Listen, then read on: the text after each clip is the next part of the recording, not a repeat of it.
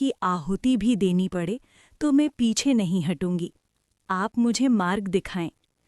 One देवी ने उसे एक प्राचीन पीपल के वृक्ष के नीचे ले जाकर कहा, यहाँ से तुम्हारी परीक्षा आरंभ होती है।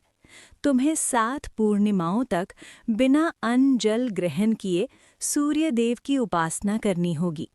साथ ही तुम्हें इस मायावी वन के उन हिंसक पशुओं से भी इस स्थान की रक्षा करनी होगी जो साधना भंग करने आएंगे।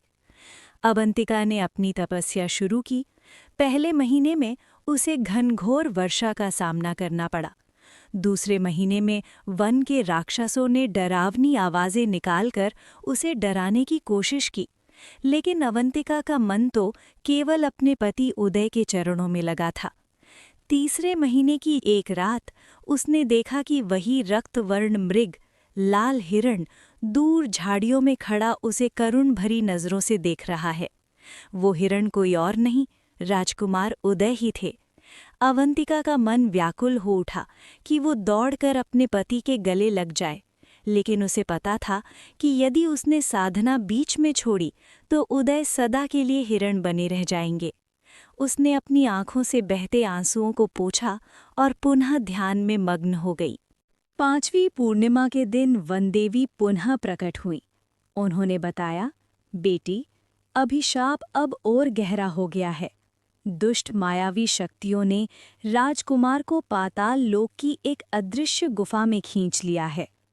अब तुम्हें केवल ऊपर से तपस्या नहीं करनी, बल्कि अपनी आत्मा की शक्ति से उस गुफा का द्वार खोलना होगा। अवंतिका ने अपनी उंगली काटकर रक्त से पीपल की जड़ों पर तिलक किया। उसकी निस्वार्थ भक्ति ने पाताल के द्वार हिला दिए। अचानक पीपल के नीचे की धरती फटी और एक सीढ़ी प्रकट हुई जो सीधे नीचे पाताल की ओर जा रही थी। अवंतिका निडर होकर अंधेरी गहराइयों में उतर गई। नीचे पहुंचकर अवंतिका ने देखा कि वहां एक अद्भुत स्वर्ण महल है, जहां दिन और रात का पता नहीं चलता। वहां चारों ओर हजारों दीपक जल रहे थे।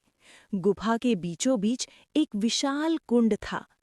तभी उसने देखा कि वही लाल हिरण उदय उस कुंड में कूदता है और बाहर निकलते ही वो क्षण भर के लिए राजकुमार के रूप में आता है। लेकिन जैसे ही वो भोजन करने बैठता, पाताल के रक्षक उसे पुनः हिरण बना देते। अवंतिका एक कोने में छिप थी। उसने देखा कि राजकुमार सोने से पहले एक दीपक से बात करते हैं। राजकुमार ने पूछा, हे दीप, क्या मेरी माँ ने खाना खाया? दीपक बुझते बुझते बोला,